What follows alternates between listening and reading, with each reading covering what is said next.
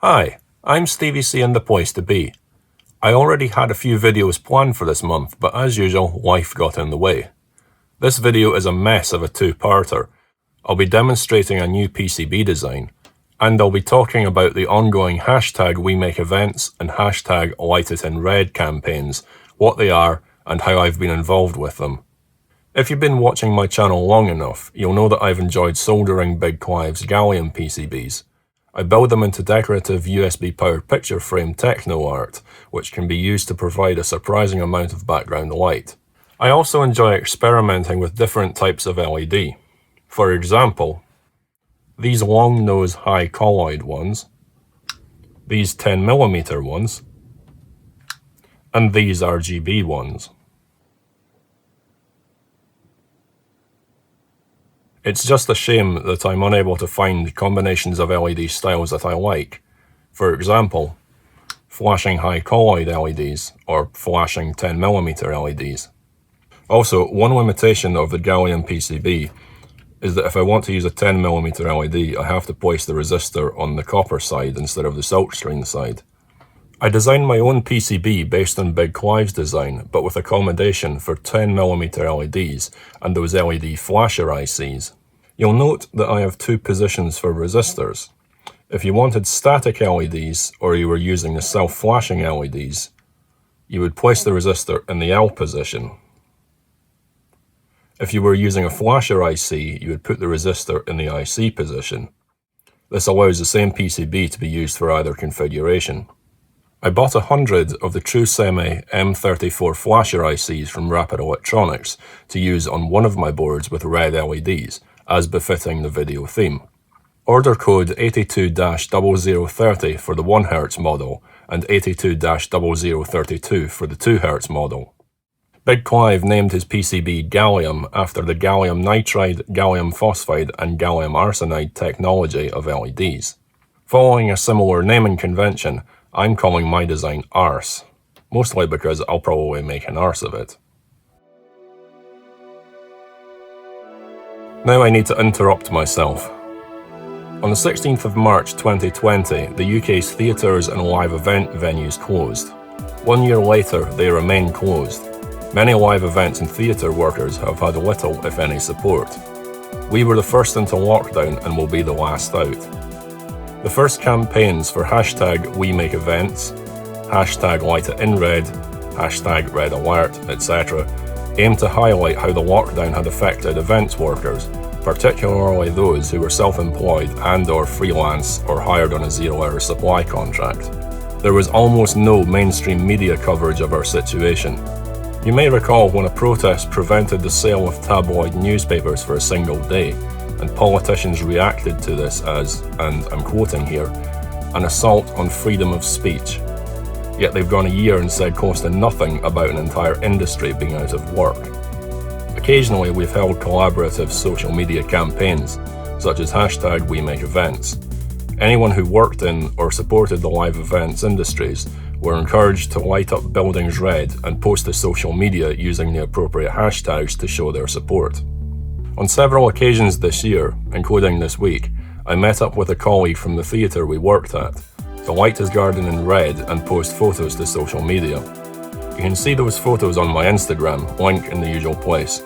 We met and remained outside, we followed social distancing, we used hand sanitizer, we wore masks, etc, etc. On this occasion, I got the chance to try out a couple of my custom PARcan retrofit PCBs, including a flashing one that you won't have seen because I haven't released that video yet. Basically, it uses self-flashing LEDs to produce a flashing spotlight with no programming required, while still retaining color mix control via a DMX decoder or infrared RGB controller. All the lighting was powered from an off-grid solar battery bank and pure sine wave power inverter, with the exception of the PARcan, which was powered directly from a 12-volt car battery.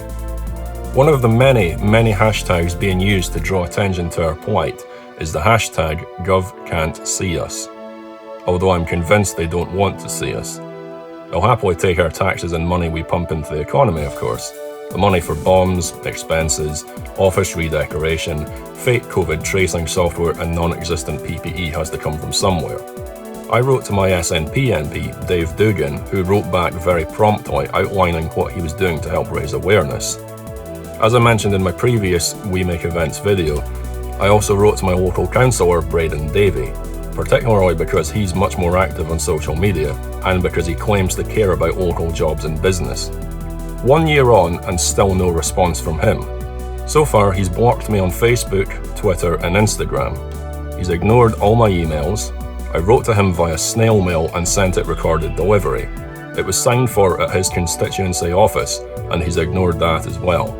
However, he finds the time to whine about SNP councillors for, and I'm quoting here, playing at politics instead of focusing on constituents.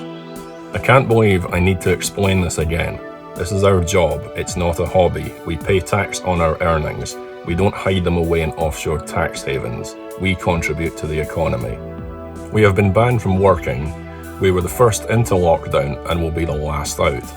Many businesses that would have weathered the storm with funding have already disappeared. I've also had the usual comments from fake profiles telling me to get another job, or that we should be spending money on other things, etc. Anyway, please explore the hashtags to find out what it's all about, and if you want to show your support, please do. Now, back to me. If you've skipped to this point via the timecode, you've really not missed much. Just me getting angry about the current state of affairs, and the time-lapse showing my assembly of my 2 new PCBs. So now we have 2 PCBs that are designed to go in these Poundland picture frames. And I'm just going to go ahead and attach their 5V USB power cables.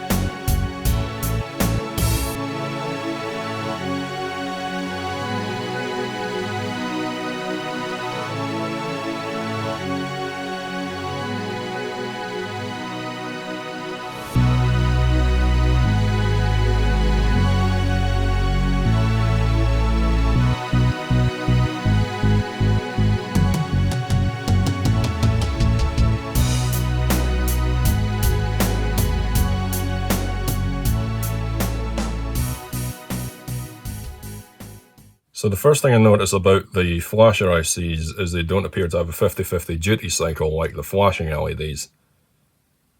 But it's still a very interesting effect they produce. And the RGB ones, they're just slow color changing RGB. Nothing special about them other than the fact they're 8mm as opposed to the usual 5mm. But yeah, I am really pleased with that circuit board. And as I said, you can have any type or color of LED in here you want. You could have the high colloid ones, you could have, yeah, any color size you want. They'll flash away quite happily.